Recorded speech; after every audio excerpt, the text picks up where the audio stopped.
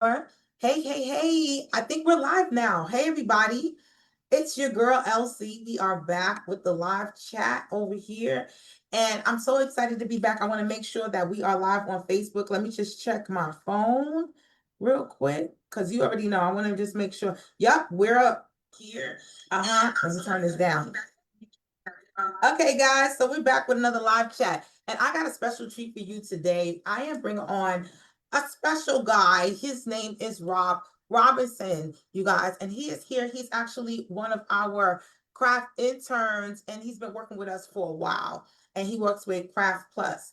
But what I've been talking to him about behind the scenes, I'm gonna have him introduce himself and everything because I want you guys to get to know his voice because one of the things we have a lot of conversation is behind workforce development.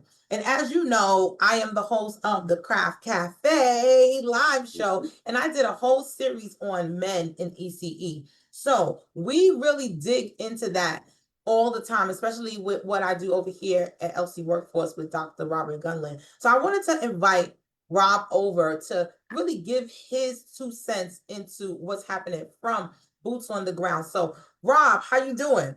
I'm doing well. How about yourself? I'm wonderful. So, introduce yourself. Tell us about yourself. I'm Rob Robinson. I'm 37 years old.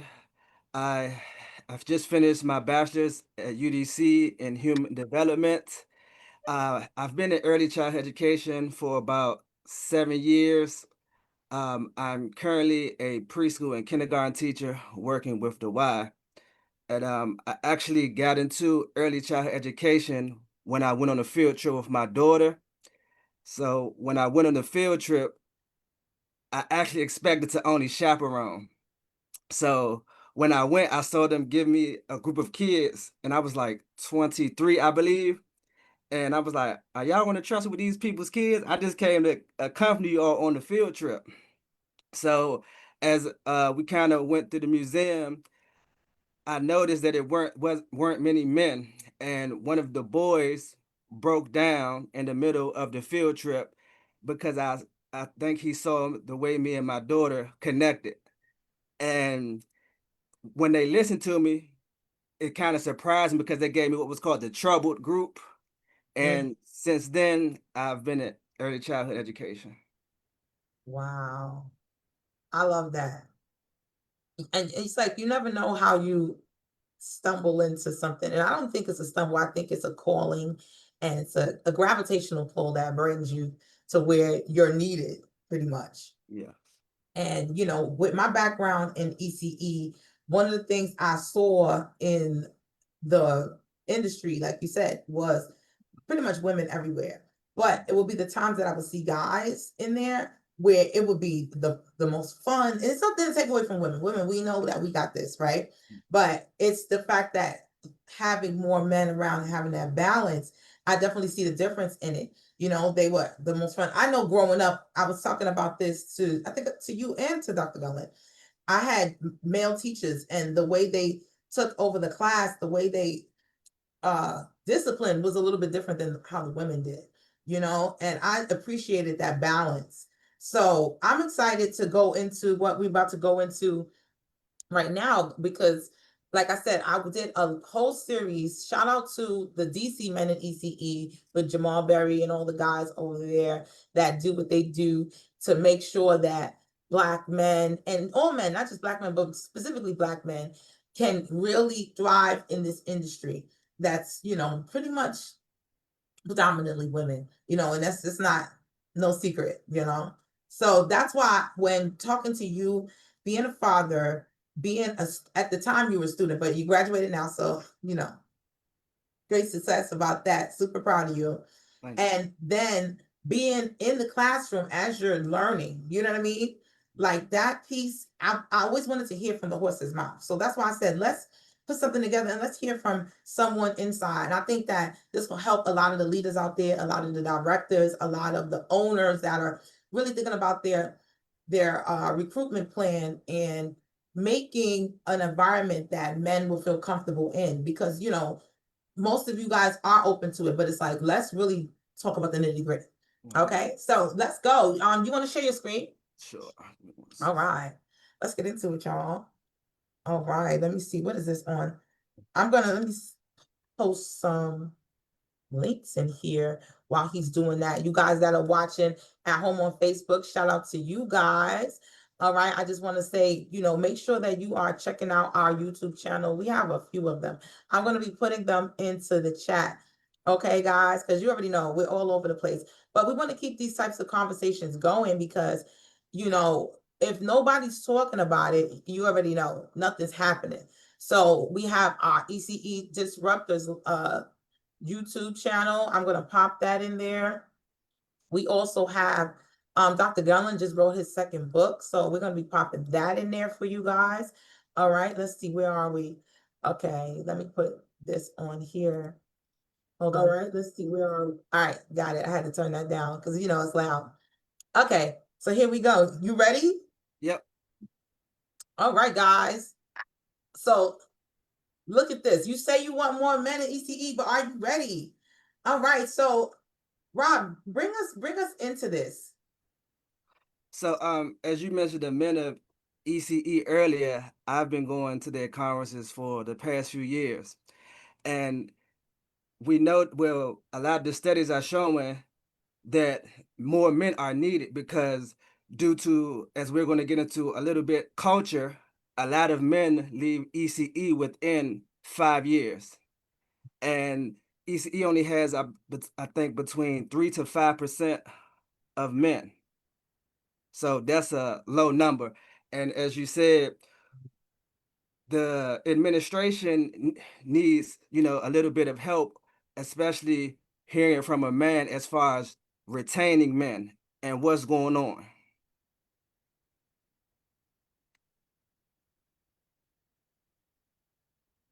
Yep. I love that. I'm popping stuff into the chat right now, you guys, for you guys that's on Facebook. Okay. All right. Well, let's go on into it. Let's see what you got, Rob, because I definitely think that people want to hear from, like I said, the horse's mouth. They want to see what people, boots on the ground, really need and how we can just kind of wrap our minds around it. So the question I came with, I'm gonna start off with a question. If we say we want more men in early childhood education, what exactly should we be ready for? So there's a few things that the leaders and teams should be ready for. Firstly, their different life experiences. The reality is some men entering ECE are coming from non-traditional paths, such as, community work, coaching, and behavior support. So their leadership, communication style, and worldview may look different. So some people may look at it as they may be too dominant. They don't know how to be nurturing and things like that. But we fail to realize that a lot of these men are fathers, uncles, brothers, you know, and things like that. So we're kind of overlooking people that we really should be recruiting to get into this field. And sometimes they don't want to hire them just from what I just mentioned. They think they may be too dominant. They don't know how to be nurturing and things like this. So also questions and discomfort from families. Some families are not used to seeing men in an early childhood setting. It could be due to personal experiences or biases that they may have against men. And the leadership should be prepared to stand behind their staff so they don't feel alone. And actually, I've had a few experiences, I'm just going to name two. I had a few parents say that, hey, I don't want you changing my daughter's diaper, you know? And my co-teacher and my supervisor had to step in and say, hey, he's a member of the team, he's a teacher, he's also a parent as well. And just him being a member of this team, that's a part of his job description. And I also had one parent, you know, um, she disclosed that she had been abused at some point in her life, and she said, "Shut up! Like I don't like men, and Wow, really? yeah, I don't like men, and I don't feel comfortable with you in the classroom, but I'm not going to belittle your job title." But then, as the time went on, I saw them. We rode the same bus this particular day, And the little girl waved at me, so I just said, "Hey," you know, and went about my business. I didn't sit with him. I went to the back of the bus, and the mother came back next day. I didn't like what he said, the way he looked at her, and he gave her a nickname and all this stuff. So I have experienced this a little bit. I can imagine. Thanks for sharing that story because, I think that's one of probably, I say, the biggest fallbacks of having men in the classroom is that fear. But like you said, you have to really, I guess, use your professionalism to really be consistent and gain that person's trust and let them know that, I'm not here to do this. And it's unfortunate that people have hurt children, and it's not always men also. Women do it too. So that's really the misconception. But that's why we're here really talking about it in the open, because if we don't, nobody's gonna say anything. They're just gonna keep sweeping it under the rug. So that means, like I tell people, most of the centers now, especially the big centers, even in the homes, the child care homes, they have cameras everywhere, So it's like if somebody does do something, God forbid, they're gonna be caught because we're gonna see everything. And see, even speaking on the cameras, one of my supervisors told me, she said, y'all have to watch how y'all are touching the children as well, even with the camera, not grabbing the children up a certain way, because even though you may not have meant that, the camera may see it differently. Yeah, that's true. So it's pros and cons to that as well. That's true. But yeah, it's true. But I mean, yeah. I mean, it's a good, it's it will protect you, it will save you a lot of times, yes. Mhm. But still, we need to be cognizant about what we are doing as well, so it doesn't look wrong. Right. Do it anyway. Right. Mhm. So, adding men to early childhood education is not just a hiring decision; it's a cultural adjustment. I like that. So, we're going back. We're still on what the leaders and teams should be ready for: staff uncertainty. Mhm. Many teams have never worked with men before. This requires an intentional conversation about collaboration and trust. So the administrators should make the environment comfortable so everyone feels comfortable with talking about their concerns, whether it may hurt someone or not. And they should also push people being respectful as well, you Mhm. know, because people won't come to you with an issue if they don't feel, if you don't make that environment where they can feel comfortable to come to you in certain situations, if you're overlooking certain things, or like you mentioned earlier, just sweeping things under the rug, Yeah. you know. So even women never worked with men before. I'm not saying the environment has to change, but it's not just about the children, as like we just mentioned, as far as the children being uncomfortable. The male teacher or the female teacher may have traumas as well. That's true. So they need to be comfortable, and we're going to get into later, setting boundaries with each other, and that goes into it being a comfortable environment where that can happen. Mhm. So it's a big cultural adjustment, because like I just mentioned, a lot of men have not worked in a female dominated field either. That's true. So it's going to be changes on both ends, not just from the man and not just from the woman. So the culture may need to expand, not change entirely, but expand. So I touched on it a little bit. We don't have to change the environment. We just need to set more boundaries and make sure everyone is comfortable with where they are in the classroom, whatever their position may be. Yeah. I definitely get that.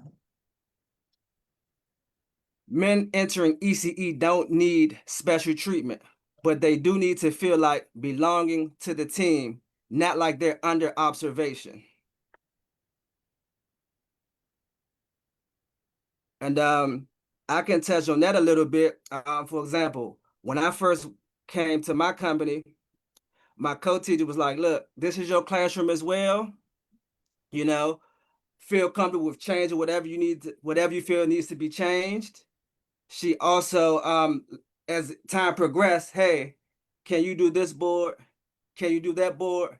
This is your classroom too. So I want them to see you when they walk in this room. Mhm. And I'm a practicing Muslim. So as time went on, she said, hey, we're being observed. Put some Arabic because you're learning Arabic or some Islamic things, whatever you feel comfortable with that won't go against your religion, so they can see you when they come inside this classroom. It's not like that. Yes. Hold on. And that was your first experience coming into the classroom? No, it was actually later on. You talking about this specific site? Well, that specific situation where she was able to, you know, open up and have you include yourself, your culture, and integrate it into the classroom. Was that your first experience in the classroom, or that came later on in your? That came later on. Oh, okay, okay, all That right. I'm speaking on my recent position. Oh, this is a recent one. Okay, Yes, yes. okay, good. All right. I love that though. Keep So I going. mean, it helped me a lot. It actually made me feel included. You Yeah. know, little by little, I started doing more in the classroom, doing boards. Doing the journal where we have the checking journal where we had to say what the child was doing, if they Mhm. came with marks and things like that. So little by little, I did feel included. But just when I walked in and she said, "This is your classroom too," I felt included just with that by itself. That's good. That's a great tip for employers and, like you said, lead teachers, directors, and things of that nature when they have new people coming in, period, but especially when they have men, knowing that it's that imbalance, that huge imbalance like that, you know. Mm-hmm. Oh wow. Hold up. Did I lose the screen? No, I can still see it. Because hold on. Okay. So when coaching a women team, when coaching women's teams, oh, it's a typo right there. What administrators can do, as we mentioned earlier, create open conversations, set the boundaries, talk about expectations and concerns, normalize questions rather than letting assumptions grow quietly, clarify the roles. Men are educators as well, not security or disciplinarians. We should try to avoid always assigning men to a behavioral role. Promote mutual respect. And going into this, we should kind of get, like we said, have open dialogue. Don't let something go in the classroom for months or weeks at a time. Let it boil over. Get used to letting each other know what's going on, how you feel, when you don't like something, if they should be doing more in the classroom and things like that. And I actually had someone when I went to one of the Men of ECE conferences. It was kind of crazy because we were in the middle of the conference and the lady admitted that they were discriminating. She said, yeah, it was a guy. He lived, I guess you could say, an alternative lifestyle. And she said, I tell my boss don't hire her. No twinkle, twinkle, little star in here. Ooh. Yeah, that definitely is discrimination. And we have that pop up in workforce development a lot, you know. Mm-hmm. Wow. Now let's go back to this part where you said clarify the roles. Men are educators, not security or disciplinarians. Now, Yeah. one of the things I've heard men say is that we're not just here to move boxes. We're not just Mm-hmm. here to drive the van or go, do what quote unquote manly jobs, whatever. Exactly. We are here to be educators as well. Now, of course, I know that guys are not going to mind helping out in certain areas that they might be strong in, Mm-hmm. but like you said, just making sure that the respect is there when a man comes in as an educator. And I mean, that even goes along what we mentioned about trust earlier. The children have to trust the men as well. So if Yeah. every time you turn around, Mr. Rob will come get you. Mr. Rob, come in here. So Oh, and so that's gotta get. true. And you look like the big bad wolf. Yeah. So now he Mhm. crawls up, him or her crawls up into a ball when I walk into the classroom instead of, interacting with me. Oh, what did I do now? That's true. And Wow. I want to touch on this, promote mutual respect, because I actually have a story about this as well. As I mentioned earlier, I'm Muslim, so I shouldn't be touching, giving hugs or even giving handshakes to people of the opposite gender. Oh no? Yeah, Yeah, that's what so I said. Like you can't handshake or hug. no, Damn. So when I came to my center, a woman kept trying to give me a high five. I'm like, I've already explained to you multiple times. And she was doing it just to kind of try to get under my skin. So how do you lead with that? Like, so what did you do when you worked there? You kind of sat everybody down and said, listen, I'm Muslim, don't touch you. I can't touch you. I can't hug you. I definitely can't hug you, but I'm not gonna be able to high five you or shake your Mhm. hand. You tell everybody that?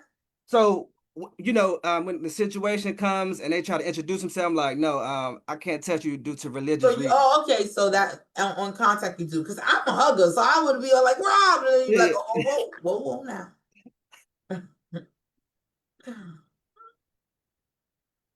So go ahead. So you told this person what your boundaries were. Mhm. And what happened?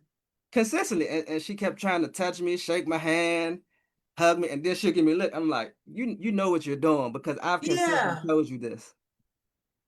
So I So, feel as though she was just trying to get under my skin and make me get out of character, I guess. so what did you do? I kept reminding her. Oh, you should have reported her. That's harassment. I should have, shouldn't I I? mean, when it comes to HR and all of that, if you telling somebody that you not only do you not want to be touched, but it's against your religion to be doing all of that, Yeah. and they continue to keep doing it, keep doing it, keep doing it, keep doing it, that is harassment. And I would have reported her. For real, for real. So y'all out there, if that's happening to you, make sure you report them. Get some video too, because this is so in 2026. Get some video where they tell, because that I think that that's an invasion of privacy. That's harassment, like I said, and it's going over the top. You know what I mean? Like you said, over the boundaries. So Mhm. that's true too, because I feel like in certain fields, trash talk is more how do you say, is more common, you Yeah. know? And one of the things in ECE, because it's a lot of women, a lot of times they do talk about some things, you know what I mean? So Mhm. it might get a little risky because the kids, most of the time, the babies, they don't know what you're talking about. But I know that there's a lot of talk that goes on in the center. It could be gossip, it could be a girl talk, it could be chat, it could be even cat fighting. You know what I mean? Little things going on, you know? So it's like having those boundaries set in your employee handbook, it should also be like policies and things like that based on this kind of stuff, you know, just for the workforce development piece part of it, you know, making sure that employers are protecting themselves by having this kind of conduct in the workplace. I had a situation at my job, and it didn't happen to me, but it happened to one of my coworkers. This lady, she was coming, he had a bald head, right? Mhm. And this gentleman was a openly gay man, and the other lady, she was, I guess she was straight, but I couldn't tell. But long story short, she had a thing for this bald head of his. She would come in the office and just rub on it and rub on it. He would be like, stop, stop. I wanted to report her myself because I was annoyed for him, because he's clearly saying stop, stop, stop. She's and then doing all like this. Yo, I told him, I said, listen, you need to report her. And if you don't, I am. And he wound up reporting her. And Mhm. she wound up getting fired, not for that though. They did an investigation, but I just don't like that. I feel like that's over the top. So when it comes to the workplace, you know, that if people are worried about that, I definitely think that that's something that you can put in your policy to help kind of clear the air and make sure that everybody's on the same page with what's supposed to happen and what's not, you know. And to piggyback off of that, it's very important going back to what we mentioned earlier as far as making an environment where men feel comfortable. Because I have something else. When I was in early child for a while, we were on a lunch break. You know how you have the potlucks and Yeah. everyone is, in we had a kitchen at this center. And I actually left the center because in front of everybody, they were making jokes talking about how they were gonna take me out and do some things to me. What? Yeah, yeah, Oh my yeah, we gonna tie him up. God. Wow, that's bold. Oh my goodness. And the administration, it was a potluck, so everyone was in the room. Everybody was there and they heard it and they didn't say nothing. No, Wow. How many other men were there? I was the only one. Yeah, see if the and this is the thing. I do go in there and just and disrupt because I'm like, what if it was the tables was turned and it was a whole room full of men and there was one woman and they were saying that they were going to take her and tie her up. Hmm. That sounds so horrible when you flip it. You know what I mean? Exactly. So it's like my thing is I advocate right is right and wrong is wrong. So it's not like Hmm. I'm like not turning my back on women, but no, it's just it goes both ways at the end of the day. We have to protect people, period. Especially when you're at work. You know, you definitely don't want to be harassed and you definitely don't want to be sexualized because Uh, that don't feel good either. You know what I mean? Like, come on now. But one of the things is when you're outnumbered in that way, that does happen, especially, being a woman. I've been on teams where I was the only girl and you have the creeps. You definitely do. When I was, especially when I was a young girl, I worked in architecture. So, it's hardly any women. So yeah, you already know the type of stuff that I've on seen. them construction sites, yeah. Yeah, it's please. They crazy on the construction site.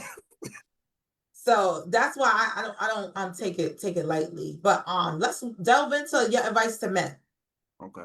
So my advice to men, I think that the men should understand that they are entering a female dominated field and that most of their colleagues will be women.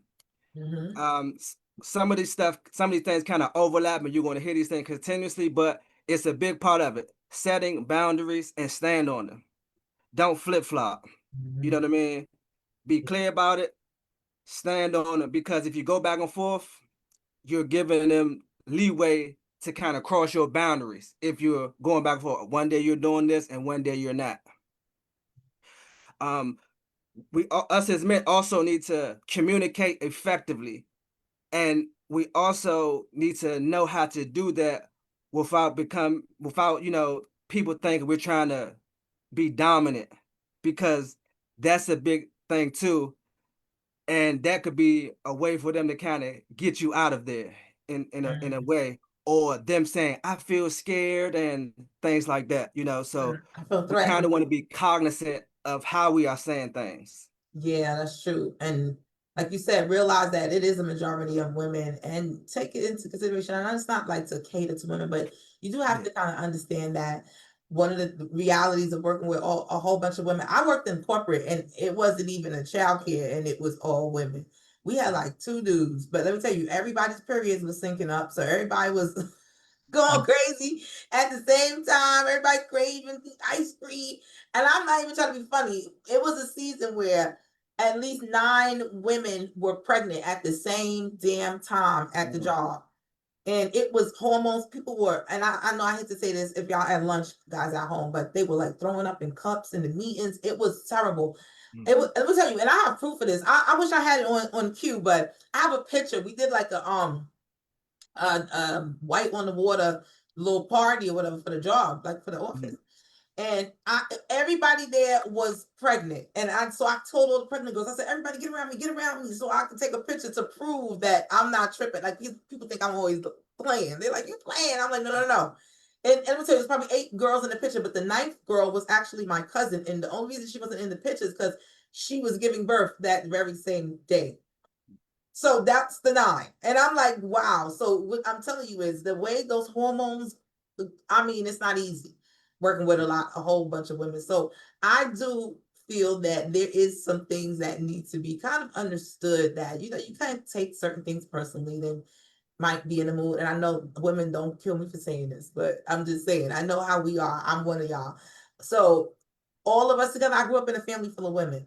So you do have to kind of talk to both sides and say, okay, ladies, we got to open up some space. Okay. And then to the guys, like, okay, guys, get your patience hat on because we're going to need that. Yep. you know, have a meet in the middle. Definitely, definitely. it has to be compromised, any type of relationship. Yeah.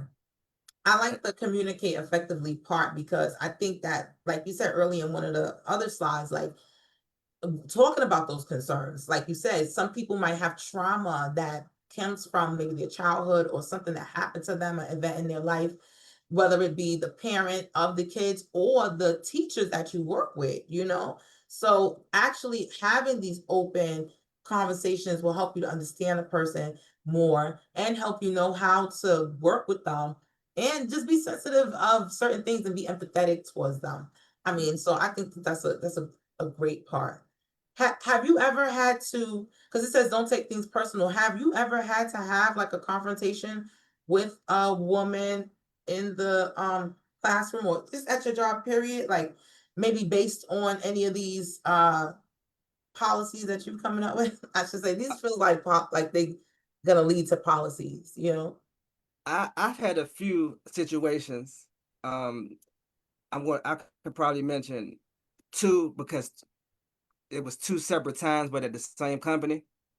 So this I was the administrator as well. I was the interim director. So the same woman who I said was touching me and stuff like that, she would try to jump out there and step on my toes and do what I was supposed to be doing as an administrator. Oh. And I said a few times with her, I said it a few times to her, but then it just got I had to put it to the side for it. Look, stop. We're not doing this anymore. No, lower your. No, I'm not screaming at you, and I'm not being disrespectful. But I've told you this multiple times. You keep stepping on my toes, and you keep jumping out there. But when Aussie walks in here, you're gonna tuck your tail in and run off like you didn't know what was going on. So go ahead and let me take this on the chin, and you do what you're supposed to be doing. And she calmed down after that. And it was one instance where someone was like, "You're not doing this, you're not doing that," and I was like, "Look, I didn't even deal with it because I knew what I was doing and when I wasn't doing." Mhm. So you kind of have to know what they say, when to hold them and when to fold them. Yeah. Because if Pick I would have your jumped out there at that balance. point, I feel as though it would have been more uncomfortable for me. And honestly, I knew Mhm. that person was going through something at that time, so I'm not gonna add to it. I'm gonna leave it alone Yeah. and keep doing what I'm doing. Yeah. That's that emotional intelligence. Like you said, especially if you know somebody's going through something and they may be a little snippy with you. It's not to take nobody's crap, but it's to understand, listen, they're not even mad at me. They're going through Mhm. something. I'm not even gonna take it personal. So that's mature. That's maturity, you know what I mean? So I definitely am for that. With the don't take things personal. All right, so let's go into this collaboration and respect. Because you say respect a lot. What does that mean to you, the respect piece? I mean, respect, meaning it goes into kind of compromising the way no one's going to walk away completely happy, but we need to kind of meet in the middle and respect each other boundaries. As far as, for example, I don't want to be touched. You should respect that. Someone might not like loud noises, you know what I mean, or a lot of screaming and yelling. I need to try my best to respect that, even though it was a bad example due to us being in education, you know. Yeah, kids gonna be But screaming.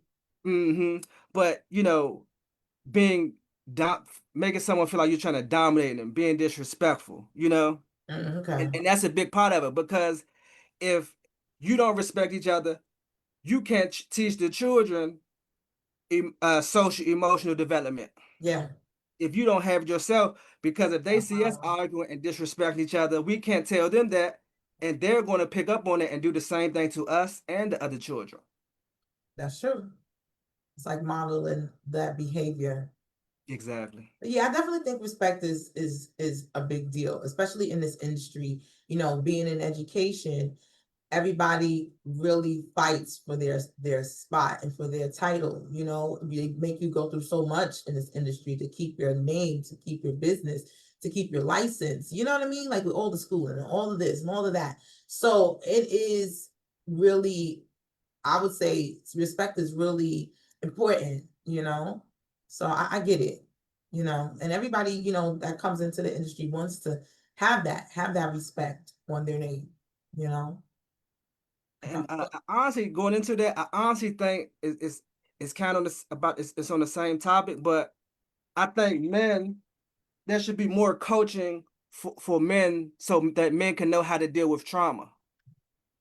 Their own trauma. No, like their own trauma, or to recognize when their coworkers or the students may have trauma so that they don't, you know, unintentionally trigger someone. I love that. You know what? That's so funny because that's what we're doing over at Craft. We're working with they just came on the Craft Cafe, the a guided ancestral healing, and they were Hmm. talking about that piece of how trauma affects your brain, Hmm. and pretty much everything that you do, and how you need to heal it in order to pretty much give even more for people. Like you said, if you're in charge of incubating this beautiful little brand new brain in early ed, you have to be careful of what you're emitting to them because it's going to come through you. So the healing has to start with you. So I love that. And they should have more training for men. That's why I love what you guys are doing over there at DC Men at ECE. Shout out to y'all. All right, let's keep it going. Let's keep going.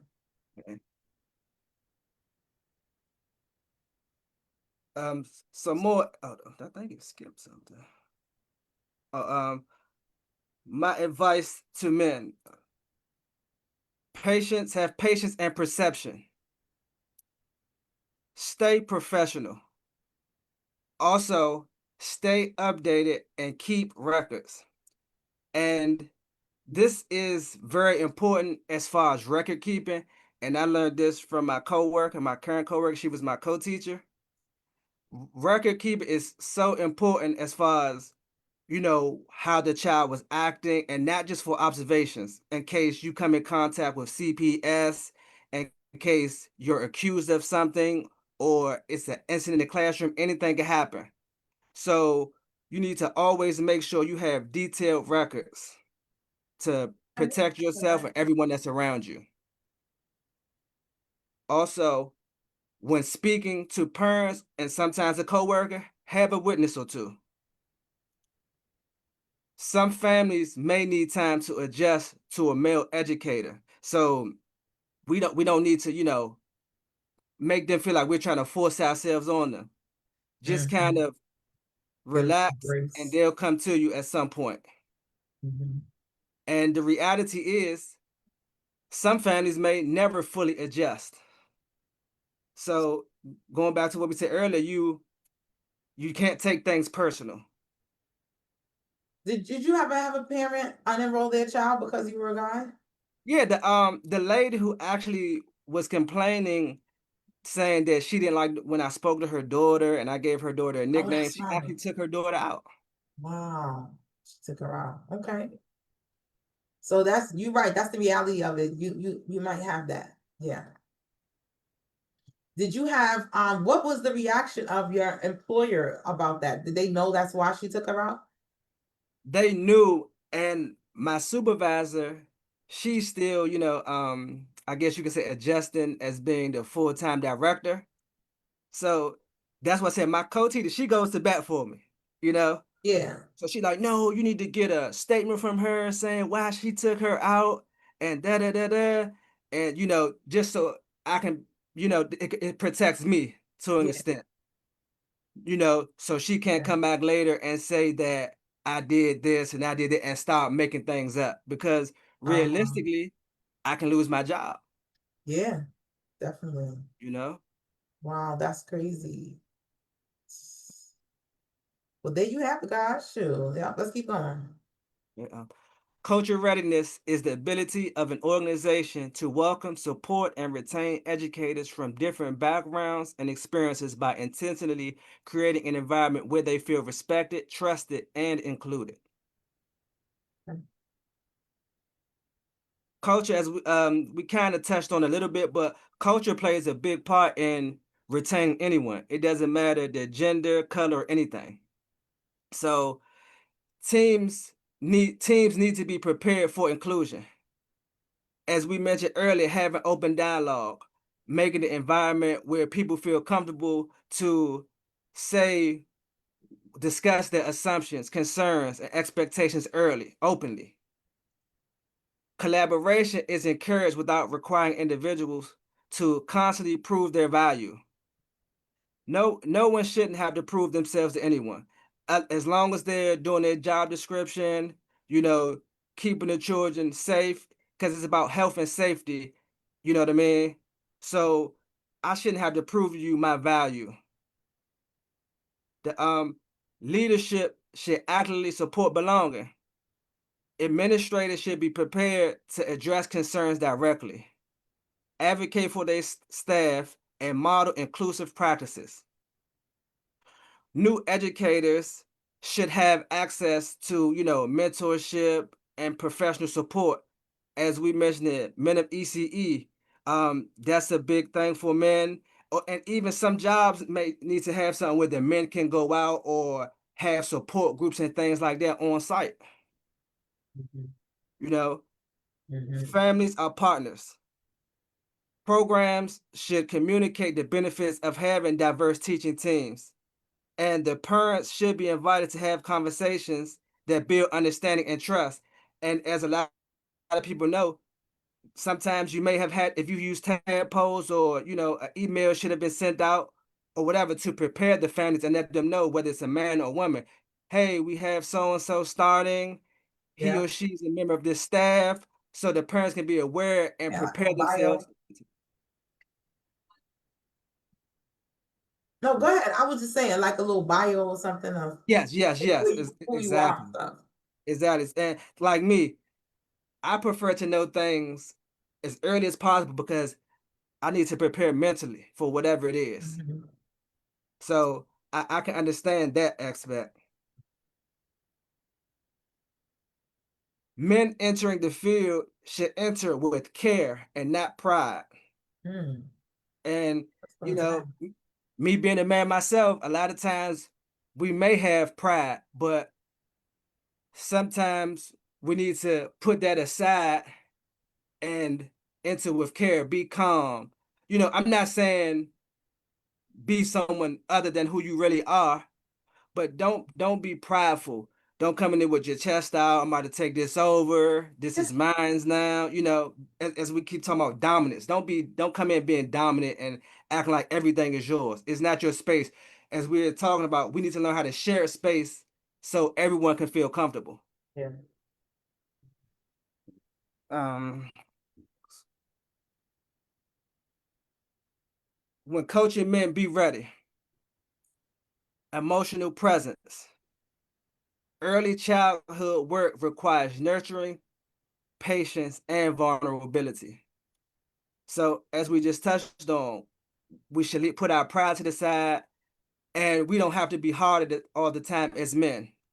You know, when we're with our children, we're nurturing with our family members, and early childhood will test your patience.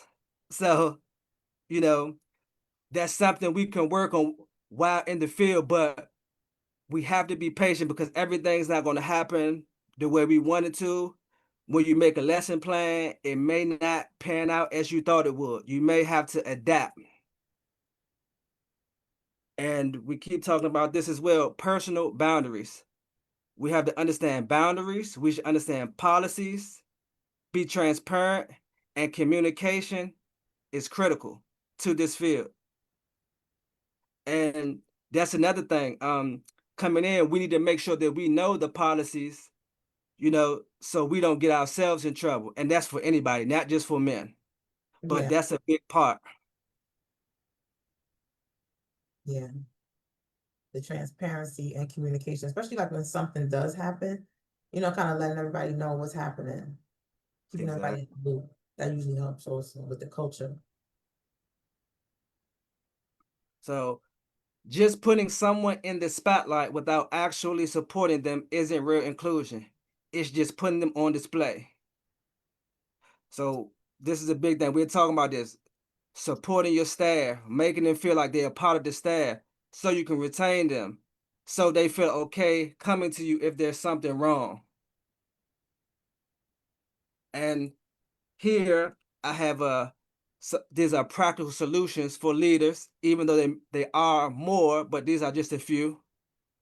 Prepare the culture before hiring. The administration needs to discuss why male representation matters. Address staff concerns early. Mentorship. Pair a new male educator with an experienced educator who value collaboration. And something that I want to touch on as well when I'm talking about volunteering for summer job programs. When recruiting men, I see that some states have started implementing, bringing the young men in junior high school in during the summers or after school or something like this to kind of introduce it to them. Because Field? yes, Oh yeah. yep. Some people have started implementing. I can't remember which state started, but I'll let you know later on. Okay. That's dope. Because what we fail to realize is some men or men and women in general are stuck in their ways. So us trying to recruit people who already think a certain way versus us putting versus early childhood educators and business and administrators going to the summer youth programs and Hmm. going to the junior high and high schools, introducing the young men to it. Yeah, get them out of young. Yeah, because that's the new generation. Plant that So seed.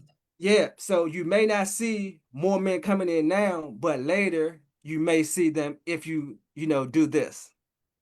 Okay, I love that. I just the thought of that sounds great, you know, and helping people kind of see their gifts because sometimes, especially young guys, they are really good with kids and they don't even realize that that's a career. That could be a career for them, Yeah, you know. because like I said, what got me into it was when I went on a field trip with my daughter. And I said, it was okay. They kind of reacted to me in a good way. So let me go ahead and try it. Mm-hmm. So a field trip brought me to early childhood education. Yep. So you got to get exposed. Yeah, exactly. I love that. And as we just talked about, clear messaging to families. Leadership should communicate the value of diverse educators. Create more activities to invite men. And I actually saw something that Essential in Virginia does. They have a what is it called? It was called like Dads and Donuts or something like Oh, that. donuts with dad. Yeah, Yeah, my yeah, kids' donuts. school did that. Yeah, so you can do that, and that can be a form of support for the male educators as well. Invite the male educators to maybe host it and sit down with the Yeah. fathers, and maybe they can build a relationship. I like that. Talk before we get off because we get into the wire, but talk more about that. Like, what are some? You said some inclusive activities, and then we talked about some more activities to invite men. What are some activities? Because I think that a lot of times women don't really know what that looks like and how to kind of create it so it doesn't look like a baby shower. You know what Ah, I got you. I mean? You know? Like I said, donuts with dads. I saw someone do that. and, and even something as simple as team building, etc. Something that the men may like, maybe just for example, if we're teaching a child to count and he likes sports, we may bounce a basketball and have him count it. You know what I mean? So Okay. you really have to know the men. Maybe he may like building model cars. So this is going into maybe doing surveys because all men are different, you know? Okay. I like the survey thing. So it would probably be best to do survey. Some men might say, "Hey, I'm okay with going to eat. I don't feel comfortable. Hey, I like building airplanes." You know what I mean? Right. So I think a survey would be the best option, so you can kind of know what people you work with are interested Yeah, in. get some feedback. Exactly. Hey, shout out to Mia Pearson on Facebook watching. Thank you for your comments. Thank you for watching this whole time. Thank you. Shout out to her. But I just had to say that. But I love that because when you think about like we had a childcare event in North Carolina and they took us to Top Golf. And I really thought that was a good place to take everybody because they had men there, they were husbands, we had male speakers. So it was not just all women. So it was a place that everybody could enjoy, you know, because it was something active. It was pretty much universal, you know? So Hmm. I thought that was something like that would be really cool. But yeah, just kind of helping the directors, the employers out with how can they, what type of events would be, oh, would be, inclusive for men and women together, you know? I mean, like, I see a lot of people are doing the escape room. I know that's Oh yeah, good. people do like that. I don't want to do that though. Oh, My and coach, rage room. I don't know if y'all want to do that, neither beat up stuff, but they say it's fun. Get a lot I of, expression out, tearing up even printers. I like paintballing. I see a lot of women when I go paintballing. I want to try that, but I heard it hurts. I mean, you just put some double layers or something on, and You about to get me messed up, Rob. Talk no, about I'm putting not. layers Look, realistically, your adrenaline is rushing, so 9 times out of 10, you may not even feel it. on. Well, y'all But hear that out there? Get some paintball in your life. Get some team building exercises. Some things that everybody can enjoy. I love a good team building mm, event. I love like company picnics and all of that stuff. But like I said, I did enjoy the top golf. So there's a lot of other things that you can do like that. Escape room, like he said, like I said, even rage room, but it doesn't even have to be anything paid. You guys can think of activities that's inside your actual center or your mm. home or wherever you guys are, and apply this to your actual recruitment plan when you start thinking about what are you going to offer as far as your benefits that will actually attract men to your openings. Okay, what is the type of environment, what does your lounge look like if you have one, you know what I mean, what's the bathroom look like, Mm. you know, just thinking about what that looks like. Is it Hello Kitty? You know, you know what I'm saying? How it's just geared toward just women. So just opening up that part of the culture of the business and letting people be prepared. It sounds like that's all you guys really want is to be seen, and respected as educators just alike, you know. And I actually So like what you said about not doing. You don't have to necessarily go out yeah. because even my coach, she said we need to do things in the center more because we need to get used to looking at this place more than just a workplace. Or every time we come here, we're stressed out. Mm-hmm. So make it more fun. Let's do things here that gives us a positive outlook when we come to work. Yeah. I like that. They got it going on. If they're thinking it like that, they're thinking ahead, they're thinking on their feet, in workforce development. I've worked with so many employers, and all the ideas that I give them, the ones that take them, they see the results. And it really starts with the culture, how you treat your people and how they respond, because that's really the backbone of your business is your employees. So that's why I wanted to bring you on today, Rob, just to kind of give people a glimpse into the real deal.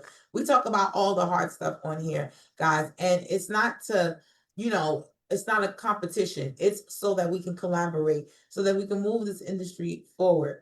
I definitely want to give a big shout out to Dr. Robert Gunling, who has has over 55 years of experience in this industry. Just wrote his second book, you guys. You got to go check him out on Amazon. And he talks about his experience being a man in the industry for this long. You already know back in those days, him starting out as a kindergarten teacher, they're looking at him like, what are you doing here, man? And he had to stand up for himself.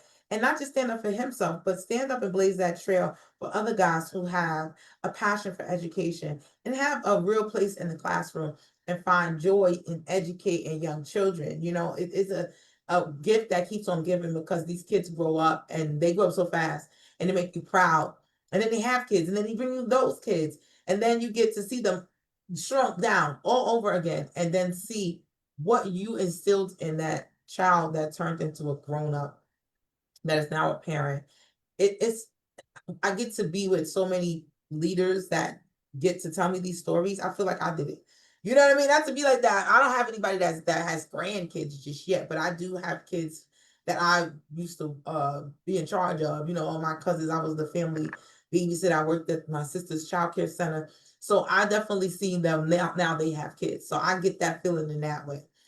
But Rob, I want to thank you for being brave enough to tell your story on here, on live, in front of everybody on Facebook. So, guys, I popped some links into the chat on how to get more of this, how to go onto our YouTube channel and subscribe, like, watch, share, all of that. Make sure you are a part of the ECE Disruptors Facebook group, you guys, because we're going to be doing some dynamic things over there with Dr. Robert Gundling.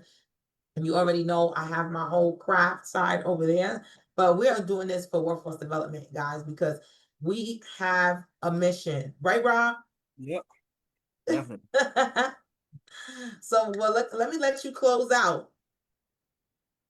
Okay, this is just the last one, just the solution, as I mentioned, support networks, encouragement educators to connect with men in their field, leadership advocacy. If concerns arise, leaders should support staff instead of leaving them to fend for themselves. Oh, that's right. That's the end. That's the end. Well, any last words before you head on out of here? Well, I'd like to thank everyone. Firstly, I'd like to thank you for giving me the opportunity to do this. I was very excited and I'm glad I got the chance to do it. And I'd like to thank everyone who tuned in and supported it. Thank you, Rob. I want to thank you again, like I said, for coming and being brave. I just put the link in the chat on Facebook to learn more about the DC Men in ECE. They are having a conference. Jamal was just on the Craft Cafe a couple of months ago, so you will catch his actual interview on the Craft Cafe on that channel, okay? And also he's going to be coming and doing some other stuff with us also. So I can't wait to see more of it and do more of it. So guys, no further ado, we're going to go ahead and land this plane. All right, Rob, well, you have a great rest of the day. I will see you later. All right. Bye-bye. Thank you. All right, bye guys. Take care.